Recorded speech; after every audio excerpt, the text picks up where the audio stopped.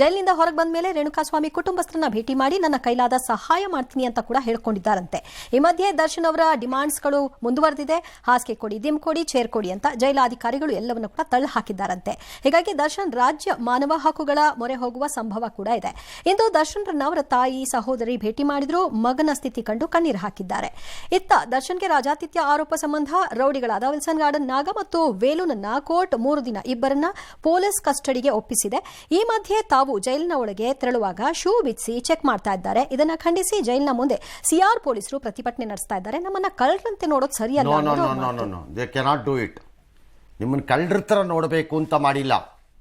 ಅದನ್ನ ಆ ರೀತಿಯ ಆರೋಪಗಳು ಬಂದಿರೋದ್ರಿಂದ ಅಲ್ಲಿ ಬಿಚ್ಚಿಸ್ತಾರೆ. ಈಗ ಏರ್ಪೋರ್ಟ್ ಅಲ್ಲಿ ಹೋದಾಗ ಶೂ ಬಿಚ್ಚಿಸ್ತಾರೆ, ಯಾರ ಕೈಲಿ ಒಬ್ರ ಕೈಲಿ. ನನ್ನ ಕಳ್ಳನ ತರ ನೋಡ್ತಾ ಇದೀಯಾ ನೀನು, ಶೂ ಬಿಚ್ಚಿಸ್ತಾ ಇದೆಯಲ್ಲ ಅಂತಂದ್ರೆ ಏನರ್ಥ? ರೂಲ್ಗಳನ್ನ ಫಾಲೋ ಮಾಡಬೇಕು. ಹಂಗಾಗಲ್ಲ. ಅದು ಅವರು ಆಕ್ಚುಲಿ ಅವರು ಪ್ರತಿಭಟನೆ ಮಾಡಿರೋದು ತಪ್ಪದು. ಆ ರೀತಿ ಮಾಡಬಾರ್ದು. ಅದು ತಪ್ಪದು. ಅವರೇ ಸಹಕಾರ ಕೊಡ್ಲಿಲ್ಲ ಅಂದ್ರೆ ಇನ್ಯಾರು? ಹಂಗಾಗಲ್ಲ. ಅದು ನಾಳೆ ಎಲ್ಲರೂ ಹೇಳ್ತಾರೆ ಪೊಲೀಸ್ನವ್ರದ್ದು ಪಾತ್ರ ಇಲ್ಲದೆ ಕೆಲವು ಘಟನೆನೇ ನಡೆದಿರಲಿಲ್ಲ ಅಂದ್ರೆ ಬೇರೆ, ನಡೆದ್ಬಿಟ್ಟಿದೆ ಬಹಳ ಘಟನೆಗಳು.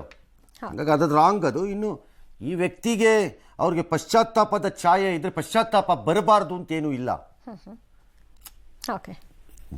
ಏನೇನೋ ತಪ್ಪುಗಳು ಮಾಡಿದವ್ರಿಗೆಲ್ಲ ಪಶ್ಚಾತ್ತಾಪವಾಗಿ ಸಮಾಜವೇ ನಾಳೆ ಅವರನ್ನ ಆರಾಧಿಸುವಂತಹ ಹಂತಕ್ಕೆ ಹೋಗಿರೋ ಘಟನೆಗಳಿವೆ ನಮ್ಮ ಭಾರತದ ಭವ್ಯ ಪರಂಪರೆಯಲ್ಲೇ. ಕ್ಷಮಿಸೋದಲ್ಲ, ನಾನು ಕ್ಷಮಿಸೋದು ಹೇಳಿಲ್ಲ. ಪಶ್ಚಾತ್ತಾಪ ಪಟ್ಟು ಅಭೂತಪೂರ್ವ ಮೂರ್ತಿಗಳಾಗೋಗಿರುವಂಥದ್ದು ಕಥೆಗಳಿವೆ ನಮ್ಮ ಹತ್ರ. ಪಶ್ಚಾತ್ತಾಪದ್ದೆಲ್ಲ ತಪ್ಪಿಲ್ಲ. ಅವ್ರು ಮಾಡಿದಾರೋ ಬಿಟ್ಟಿದಾರೋ ನನಗೆ ಗೊತ್ತಿಲ್ಲ. ಈಗ ಅದು ನ್ಯಾಯಾಲಯ ತೀರ್ಮಾನ ಮಾಡಬೇಕು ಅಷ್ಟೇ.